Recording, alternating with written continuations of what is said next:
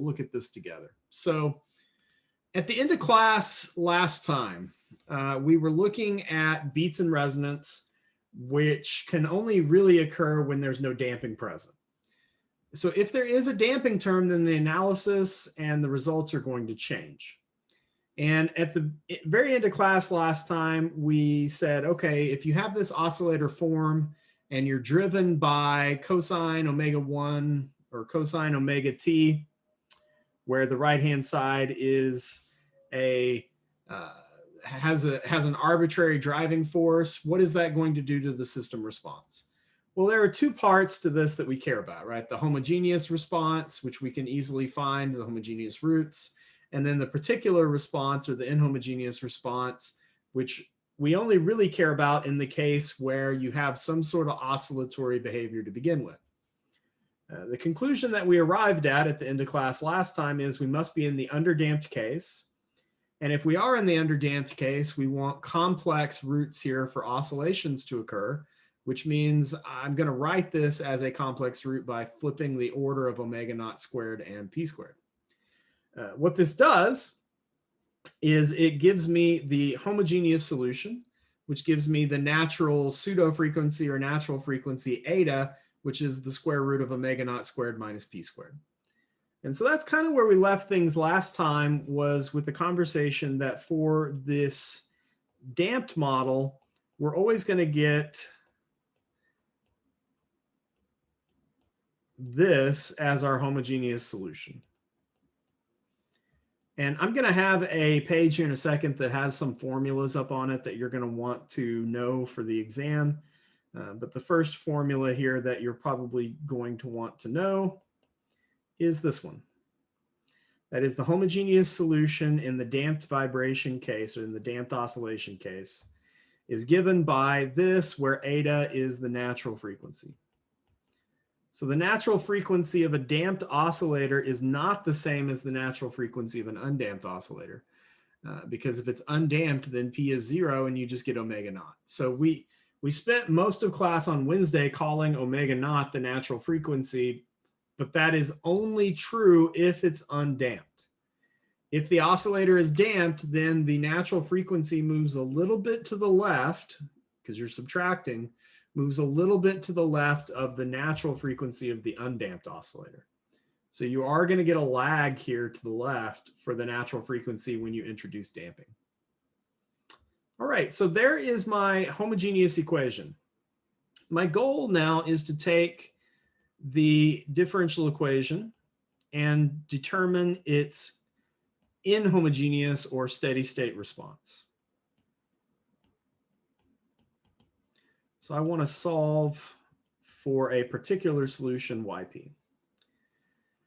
Now, given everything we've gone through here over the last 2 weeks, we have several different options that we could use here. We could use a method of undetermined coefficients to figure out what the yp is. We could use variation of parameters.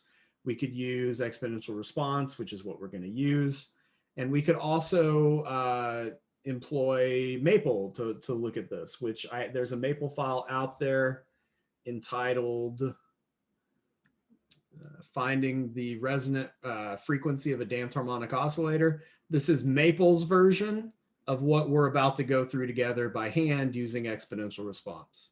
So if you want to take a look at that later, you'll see that you're going to get the exact same result that we're going to get here by hand. So we're going to use exponential response. So I'm going to complexify this equation.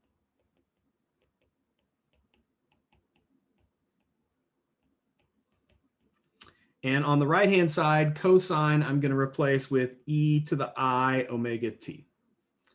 And understanding here that I've taken the real part when I went up to the complex exponential, cosine is the real part of that. So I'm going to have to recover the real part of my complex solution to get yp.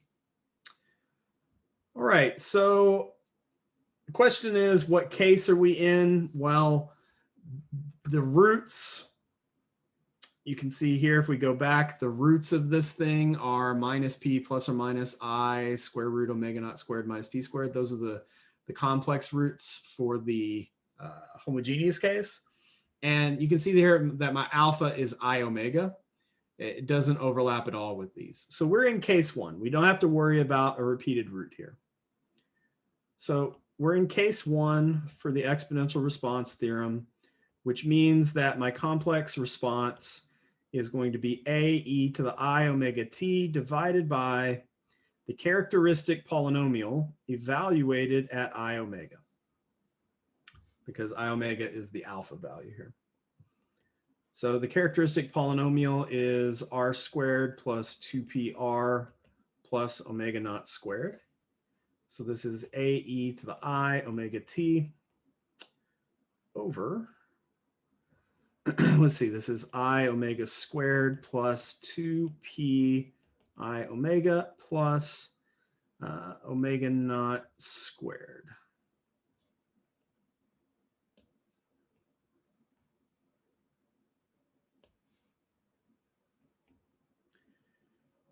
All right, and going to simplify this so it looks a little bit nicer here. This is omega naught squared minus omega squared plus 2p omega times I. So I'm writing this as a complex number in the bottom. So I squared is -1, which is why we have a negative for the omega squared term here. So this is a complex number.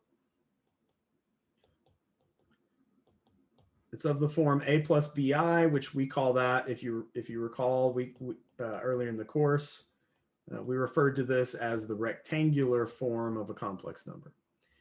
Now, if my aim here was just to simply find the answer and recreate what we've been doing for exponential response all along, what would be my next step here? What would y'all expect me to do next?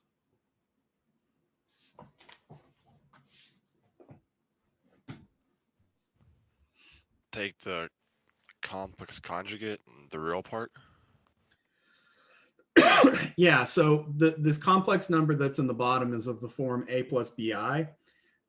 Based on what we've done earlier for these kinds of problems, you probably are expecting me to multiply on the top and bottom by a minus bi. And I can do that. And the purpose of doing that is to get rid of the I in the denominator so that I set myself up to take the real part, to find the real part of the complex solution here. But I'm not going to do that. I'm going to handle it in a slightly different way because I want you to see a couple of things that fall out of this different approach that I'm going to take. So this function that's in the bottom is incredibly important in applied mathematics. It's, the function that we have here is something called, it's 1 over pi omega. So that's the function that's here that's being multiplied by the complex exponential. In mathematics, we refer to that as the function capital H, which is called the transfer function. It turns out that you can study response in general, not just to this specific example that we're looking at here, but you can study how a system responds.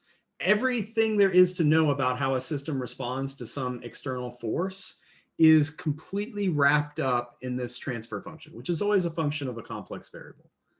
So the techniques in other courses that are devoted to what's called response theory, which is kind of the area of mathematics that we're in now, is completely devoted to understanding what this transfer function is. And 9 times out of 10, the way to talk about a transfer function is by talking about transforms, either the Laplace transform or the Fourier transform or the Mellin transform or the Hankel transform. There are 4 different transforms that are often used. And a lot of engineering mathematics is based off of understanding transfer functions for different external forcing terms. And so there's a course called Signals and Systems or Signal Theory, or depending on who's teaching it, something like that. And the entire purpose of that course is to really just understand this function. That's really the entire purpose, is to understand this function in a lot of different contexts. And so we're seeing that function pop up here. And what I would like to do is, since I know that this complex number is in rectangular form, What I actually want to do is write this complex number in polar form. So if you recall, the polar form of a complex number is of the form re to the I phi, where r is called the modulus and phi is called the phase. But you can take any number, any complex number in rectangular form, and you can write it in polar form. So that's what we're going to do here, because it's going to make a couple of things more apparent. So this is the same thing, but this is the polar form of the complex number.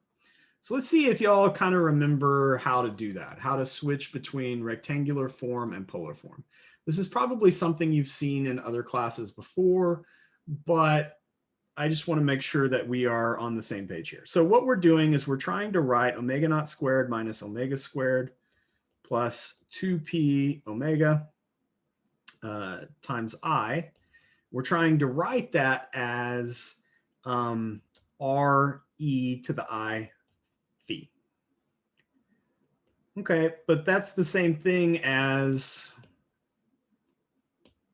we know that e to the I phi via Euler's formula is the same thing as cosine phi plus I sine phi.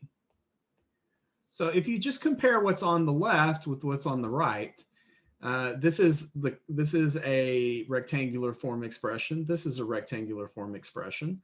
So in particular, this piece must match that piece. So r cosine phi must be omega naught squared minus omega squared. And sine phi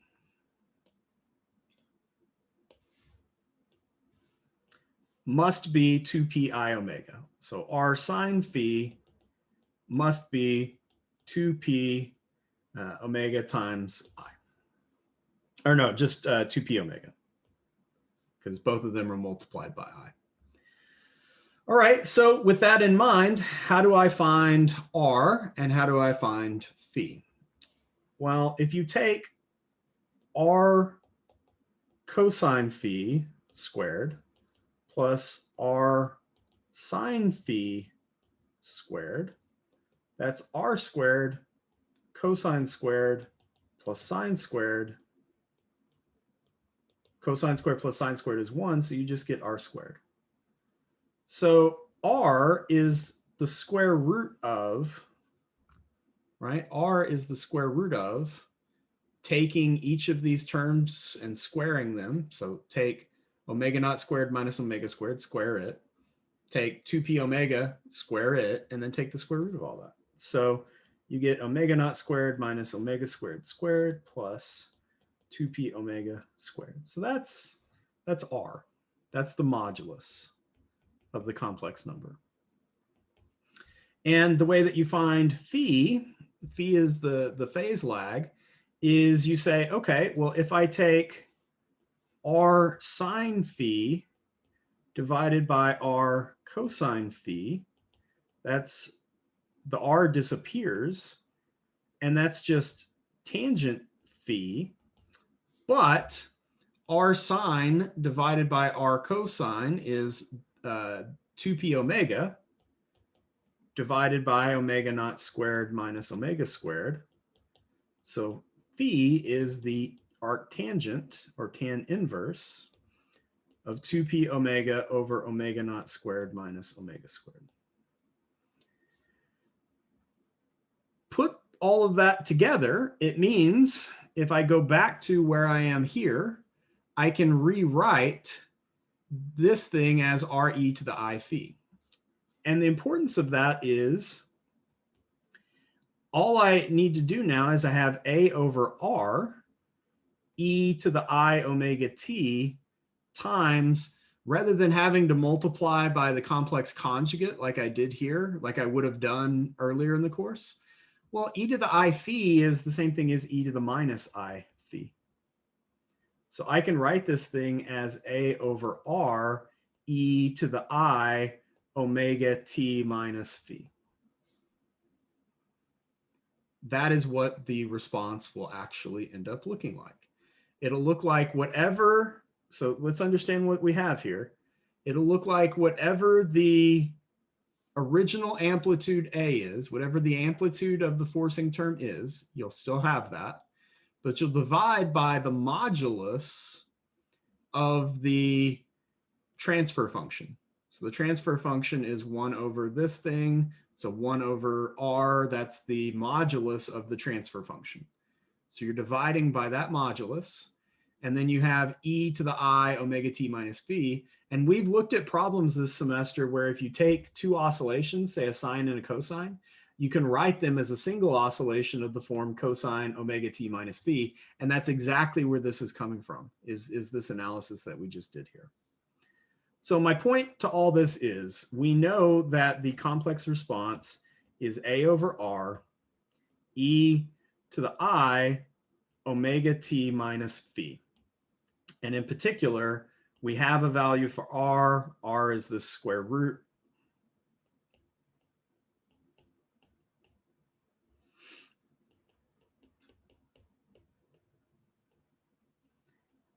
And we have a value for phi. I'm not going to write it in. We have it here in formula form. So I know what this phi is. It's this value right here.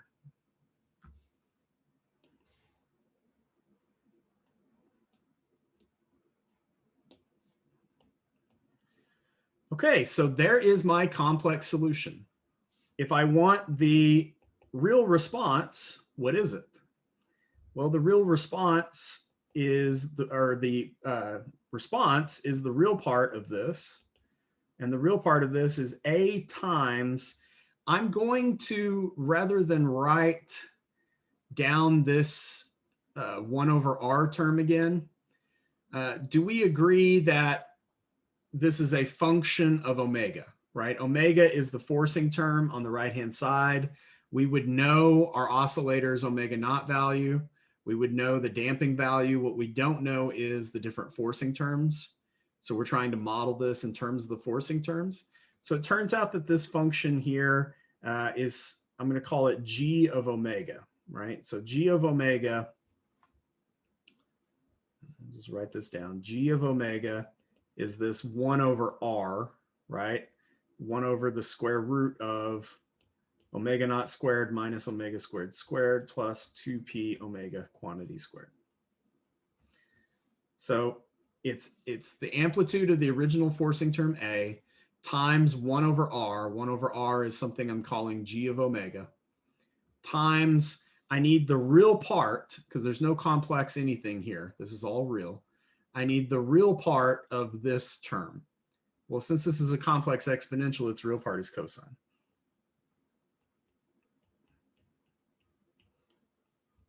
So the long and short of it is,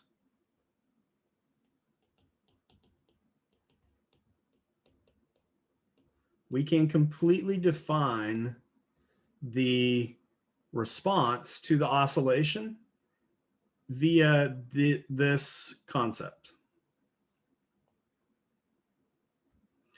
So our particular solution is whatever the amplitude of the forcing term is times this function that's 1 over R, which is the transfer function. It's the real part of the transfer function, times cosine omega t minus v. That will be your response. And these two functions, this is the phase lag function, and this is called the gain. Now, I want us to understand what the gain is, and then I'll go over to learning catalytics and I'll put up some things that you should honestly memorize. You should memorize this. You'll need these formulas for the exam. You'll need them for the skills quiz. You'll need them for the Maple Lab because it saves you a ton of time. You don't have to rederive everything. So you need these formulas, but I really want to explain what the gain is.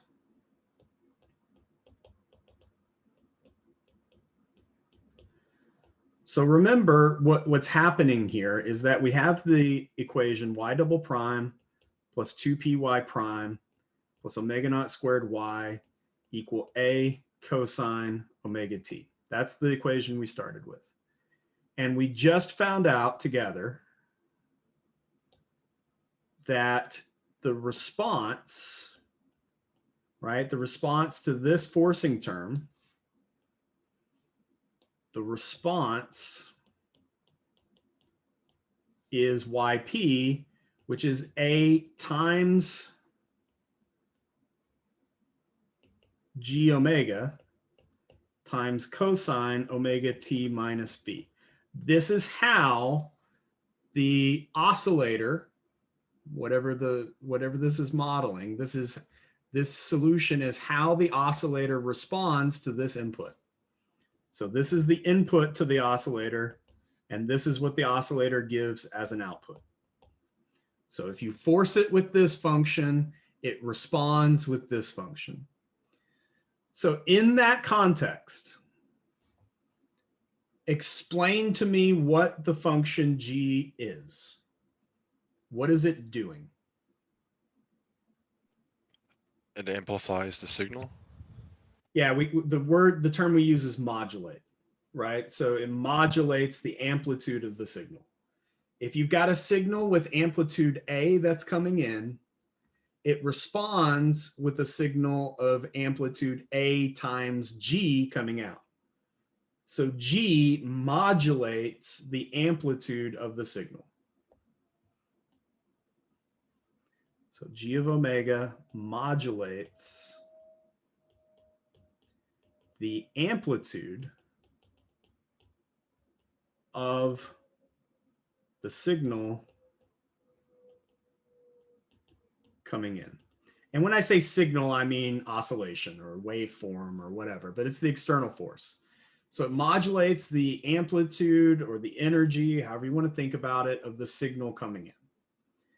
Which means, what is it, you know, if I was to do a problem and I find that G of omega for a particular omega is 0.4, what does that mean? How do I interpret that? It's weakening the input signal. Yeah, so this is a 40% reduction. Right? It's a 40% reduction in the amplitude. So if you get a signal that has amplitude 10 coming in, it's only going to have amplitude 4 going out. It's a 40% reduction in the amplitude of the signal.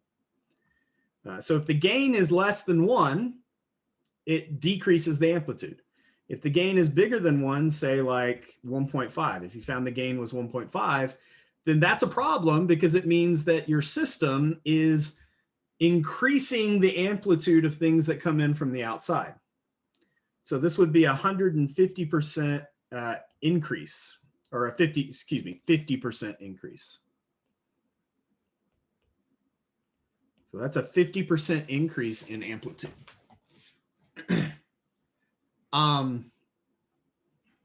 Or excuse me, that's not a 40% reduction, that's a 60% reduction. Because you only retain 40% of the original signal. So you've reduced it by 60%. So you'd have a 60% reduction here, and you'd have a 50% increase in the signal strength here. So this is what the gain function does. It's incredibly important to know the formula for that, for this, so you don't have to rederive it. But more than teaching you the formula for it in this specific case, this is a very specific case, by the way, right? We're only looking at an oscillator of this form. So this is not the gain function for every problem that's out there, right? Every oscillator that's out there has a different gain function depending on the setup of the problem. But all of the theory and the understanding that we're trying to develop here does carry over to all those other problems. The gain modulates the amplitude of the signal that's coming in. And so figuring out what the gain function is, figuring out what the transfer function is, it's a really big part of what, a branch of mathematics that we call signals analysis. Basically understanding how a signal changes when it's relayed through a system. All right, so with that in mind, there is an obvious question to ask here. Since the gain is modulating the amplitude of the signal, the obvious question to ask here, what is the value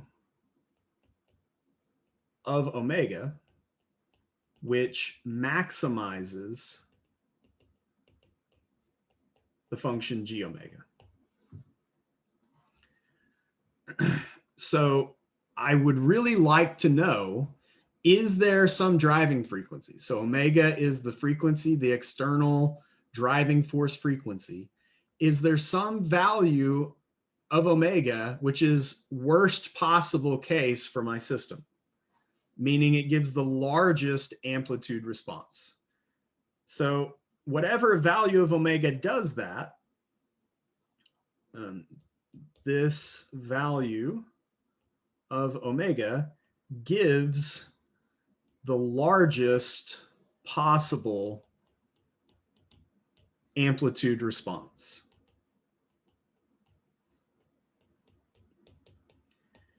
We call this value omega R or omega res. It's known as the resonant frequency. So even though we don't achieve pure resonance, because we do have damping in this context, we do achieve a maximal amplitude response for some driving frequency. And the driving frequency for which that occurs is called the resonant frequency for the oscillator. So if we were tasked to find this, our function g omega is 1 over the square root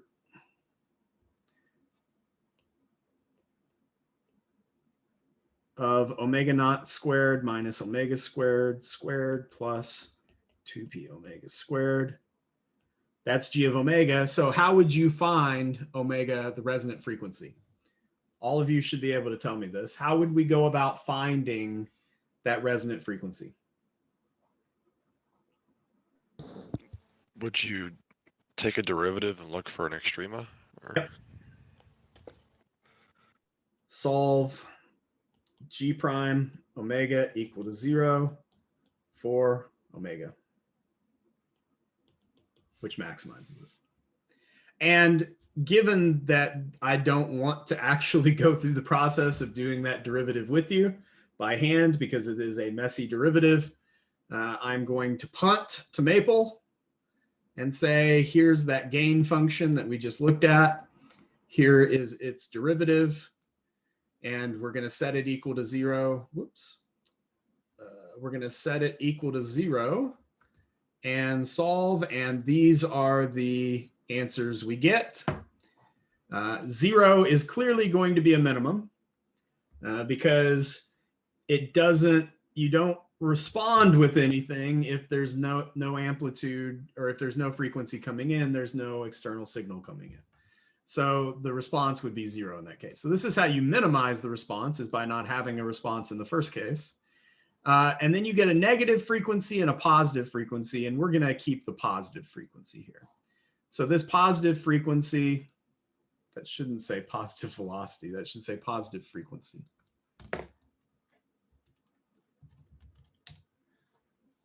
That positive frequency is known as the resonant frequency. So let me hop back over here. Turns out that the resonant frequency is the square root of omega naught squared minus 2p squared. Now, for this particular example, be very careful here. The gain here is quantity squared on the 2p, but here it's just the p that's squared, not the 2. So here you'll actually have 4p squared omega squared, but here it's just the p is squared. So that is called the resonant frequency. We'll look at an example where we use these formulas here in just a second, but it's really important that you know these formulas. So kind of in maybe a theorem format here, this is what you need to know. And I will not give you these formulas on the exam, but this is what you need to know for the exam, is that the harmonic oscillator y double prime plus 2p y prime plus omega naught squared y equal a cosine omega t has response given by a times the gain times cosine omega t minus b, where these are the three formulas that we talked about together.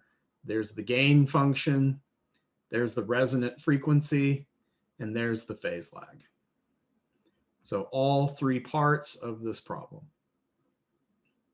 I'll give you a second to copy those down in your notes. But that's definitely something that you will need.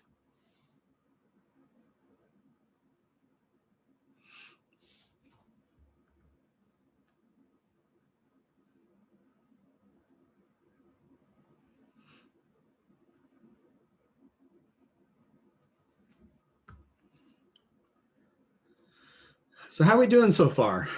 This is one of the most important things we've talked about all year, to be honest. From a practical application point of view, this is the foundation of a lot of really important mathematics. Like we said when we got into this topic, this explains why radios work. It explains how we can design things to withstand earthquakes. It has tons of implication for how we build things everywhere. So there's a lot of information that's being packed into this. I think I've been trying to work on the physics and engineering department for a while because I taught a special topics signals and systems class in 2015. I've been trying to work on them ever since that they're double E people, the people that want to go into electrical engineering have to see this as an undergrad. Like you have to take a course that's just signals analysis as an undergrad, in my opinion. And so I've been working with them, and I think that it's a part of the curriculum now. So I think they are going to teach a signals analysis course from now on. I don't know who's in charge of that. I know Dr. Hewitt was looking at it, and then Dr. Jinkerson was also looking at it. Yeah, signals processing. That's it. Yeah, so Dr. Hewitt's doing it. Good. Him and I have talked about it. I think it's on the books for them now, but that's the course that basically takes this idea and runs with it, right? And there's a lot more packed into this than what we're doing. Yeah. Okay. Cool. So I'm glad that y'all are going to get to see that, because that's a really important part of being a double E. It's a really important part of all the engineering courses, and to some extent physics as well, because nuclear physics has a lot of response theory that's similar to this as well. All right, so if you have that recorded down, let's take a look at the example here just to make sure that we're using these formulas correctly. So suppose we have this differential equation and we want to look at what is the gain, what is the phase lag. So basically just applying all these formulas to it. So let's take a look at it together, and then we're going to look at it in Maple as well, so you can see what the graph of the gain versus the frequency looks like, because that's an important graph to know. There's a lot of graphs that go into signals processing that are always like gain function versus frequency kind of graphs. Even in the complex plane, those graphs are incredibly important. All right, so our example here is that we have y double prime plus y prime plus 49y is a cosine omega t. And, I could make a any value here, but let's just get down the particulars. So let's start with what is omega naught. So what is omega naught for this problem? 7. It is 7. It's the square root of 49, which is 7. Omega is just omega. This is something we're going to determine. We're going to determine omega res from. A could be anything. So I think just for the purposes of modeling this, let's just let A be 1 for now. Because if A is 1, then whatever the gain ends up being is actually the amplitude. So if your incoming signal has amplitude 1, the gain is just the response amplitude. So it makes it easier to talk about. And so G of omega here would be 1 over the square root of omega naught squared, which is 49, minus omega squared plus, one thing I forgot to list. What is the value of P? And be careful here. What is the damping value P for this problem? 1/2. It would be 1/2. Remember, we're comparing this to 2py prime plus omega naught squared y equal a cosine omega t. So this is where all of our equations came from. So whatever the y prime coefficient is, you need to divide it by 2 to tell what p is. So p is 1/2. And so the gain function here, this will be 2 times p times omega squared. So the gain function, this is what we're going to put into Maple here in just a second. The gain function is, let's see here, that's going to be just 1, right? So omega squared. So that is our gain function for this problem. So we'll input that into Maple. All right, so let me just make sure, once again, we know what the answer is. The response is going to be A times G omega times cosine omega t minus phi. And we didn't write down phi. Phi is going to be the tan inverse of 2p omega over omega naught squared minus omega squared. So this is the phase lag formula. So that is all of the information that we've sort of gleaned. We know this thing's going to look like this. So let's go to Maple and take a look at what this looks like. So here is this oscillator, y double prime plus y prime plus 49y. We just do a quick desolve. The natural frequency, or the natural pseudo frequency, is square root 195 over 2. That's your natural frequency of the oscillator. The p-value, remember that was 1/2. You can see the p-value in the exponential term here. So the p-value is the absolute value of that term. So positive 1/2 is your p-value there. And then this is the response. So the response looks like a mess. If we want to make some sense of what the response is, really it's just this gain function, right? That's our response. In the case where A is 1, that's the response amplitude at least. So if I want to define the gain function, just like we sat down and did a second ago, I want to plot it versus possible frequencies. So I'm looking at possible driving frequencies between 1 and 10, and you can see that there is a clear spike once we get close to whatever the omega naught is, right? So omega naught was 7 for this problem. So omega naught is the square root of that term right there. It's 7, and you can see a spike occurs close to 7. However, if you remember the resonant frequency formula, it's going to be just to the left of 7, because the resonant frequency formula here is the square root of, let me go back to this page real quick. The resonant frequency is the square root of omega naught squared minus 2p squared.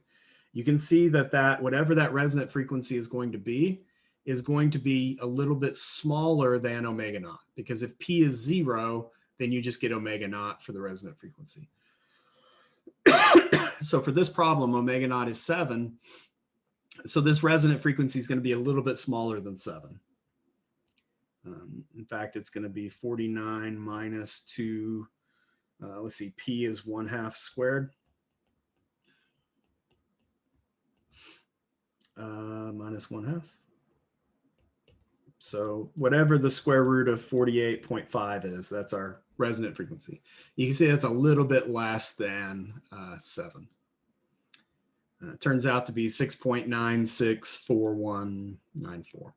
So there's my resonant frequency. And here's what you always want to know. I can guarantee you this is a question on the Maple Lab, and probably something like this could occur on the exam as well. And that is, what is the maximal amplitude response, right? So the maximal amplitude response possible is the gain function evaluated at the resonant frequency. So if I plug my resonant frequency into my gain function, I get the largest amplitude possible. That is the largest amplitude possible. In this case, it's the largest amplitude possible because I'm assuming here that the amplitude coming in is 1. If the amplitude coming in is something other than 1, then this would just be the largest gain possible. So the least that this will reduce incoming amplitudes is 86%. So around 86% reduction is the least amount of reduction we can expect from this oscillator. So you just have to decide if there is a force likely to be external to your system impacting the system where an 86% reduction isn't big enough to damp it out. Like you have problems if the force coming in when it's reduced by 86% is still too large for the system. So this is how you kind of make determinations about engineering kinds of things. Like, do I need to put more damping into my system so that this number is even smaller, right? How do we achieve a smaller gain so that we modulate more of the external amplitudes? All right, so what I did here was I set A equal to 1 and I just solved this equation, got all these fancy looking numbers. But you can see here that this is what the response looks like. We get some sort of initial sort of transient period here, but then we eventually approach a steady state oscillation at the gain value. The gain value is 0.14. And this is because our amplitude is 1. If our amplitude was 2, then this would go up to like 0.28, right? You'd get 14% back of whatever this amplitude is. So this is typical. This is a typical looking graph for most of these damped harmonic oscillator problems. All right, so one final question that I want to leave you with, kind of a learning catalytics, looking at a graph, make sure you understand this. So in that particular example, because we were starting at rest, over time the oscillations grew, but then they leveled off. Here, we're not starting at rest. You can see that I've got some sort of initial velocity here that kicks off, but eventually we settled into a steady state. So I want you to tell me which of these differential equations can possibly represent what's going on here.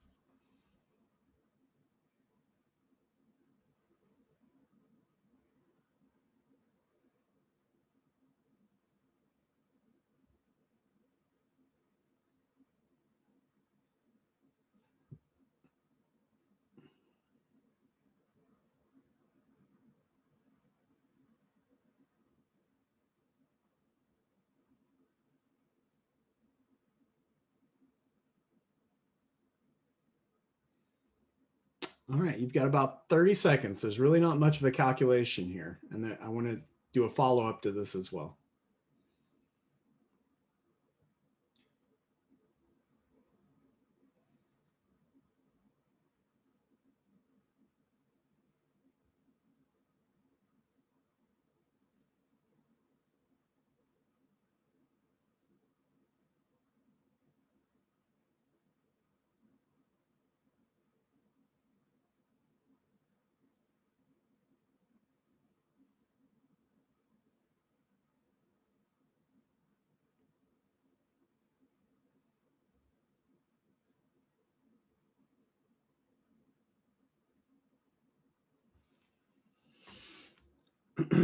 All right, most of you responded. If you're going to respond, now's the time to do it.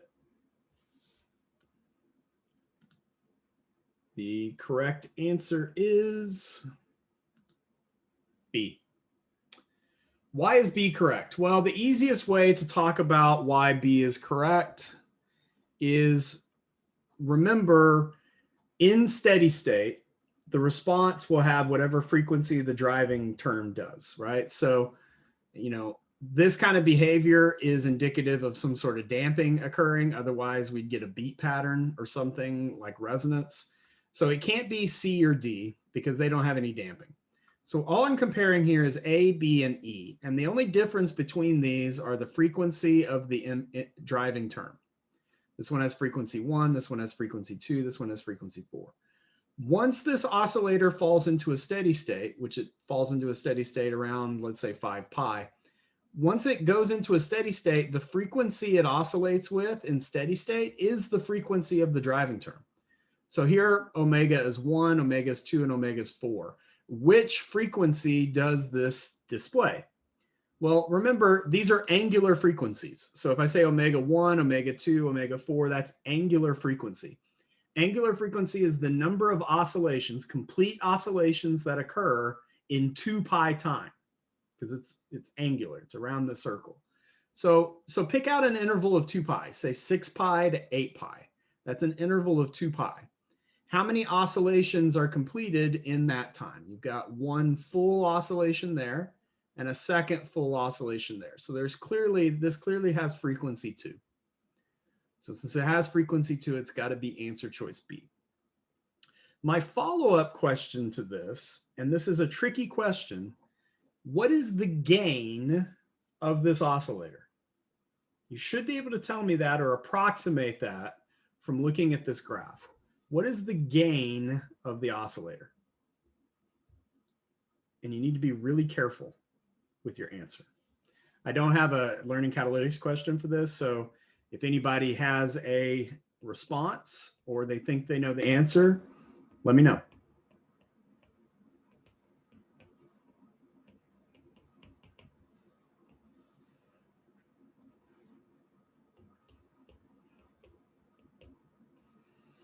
A little less than 0.5-ish is what Wyatt thinks. Does anybody else have an answer?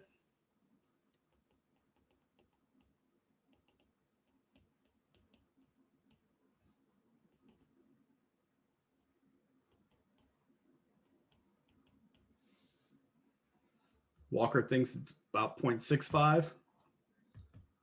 All right. Speak now or forever hold your peace. Okay. I agree, Wyatt, that the amplitude in steady state is around 0.5, right? We can see that it's somewhere between 0.4 and 0.5 if I had to make an estimate.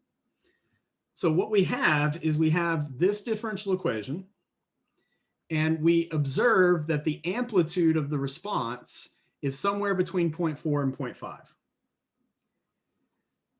However, what you're missing is what is the true, like we have to think of this in terms of the model that we derived all this for, right? So our model was y double prime plus 2py prime plus omega naught squared y equal a cosine 2t. That was how we derived this thing. This is not in that form.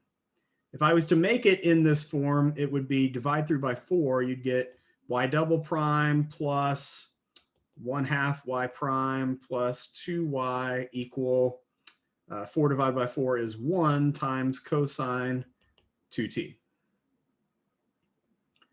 So this is what this problem looks like. Okay. So this is what we have here. Now the question is, what is in this form, what is the gain going to be? So the amplitude coming in is 1.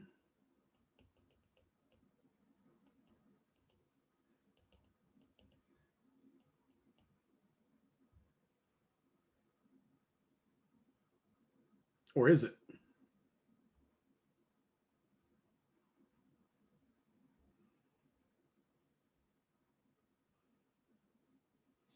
What is our gain function here? So g of omega would be 1 over, it would be g of 2 because the frequency here is 2.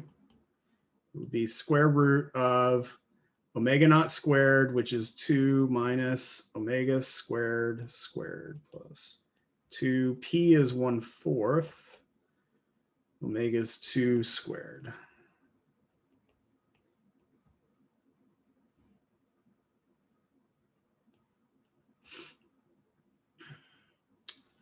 So 2 minus 4 is -2. That's a 4. 4, it's a 1. 1 over the square root of 5 is what I'm getting. I did that kind of quick, so if y'all see me make a mistake, let me know. I'm trying to answer the question that you just asked. I just want to make sure that we see it the same, okay? So 1 over square root of 5 is 0.447, right? And so we all agreed that the observed amplitude response was somewhere between 0.4 and 0.5. So the gain function being 0.447 makes perfect sense. But this observed amplitude response is only the gain if the incoming amplitude is 1. Well, you have to be really careful if the leading coefficient is something other than 1, because technically for the model we derived, you have to think about this external forcing term when the mass is 1, right? So that's the only reason I bring this up, is you would need to write it in this form. It is correct that the gain is 0.447.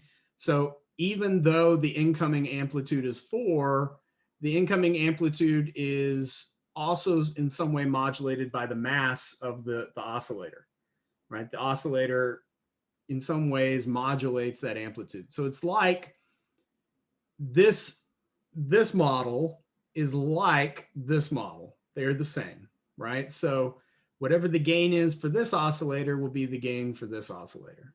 That's essentially what we're doing here. So if you have an amplitude of 1 coming in, the gain is 0.447, and that's approximately the observed amplitude in response. All right. I hope that makes sense. I'm out of things to talk about this semester, at least in the time that we have left. So this is a good stopping place for us. If you have any questions this weekend as you're working on stuff, let me know, and we'll work on it together. Other than that, best of luck studying for the exam on Monday. If you're one of the people that are in quarantine, please note that I sent out an announcement that talks about what the procedures for that are going to look like. So make sure that you're prepared for Monday. Have a great weekend. Thank you, Dr. Erke. See y'all. Thank you.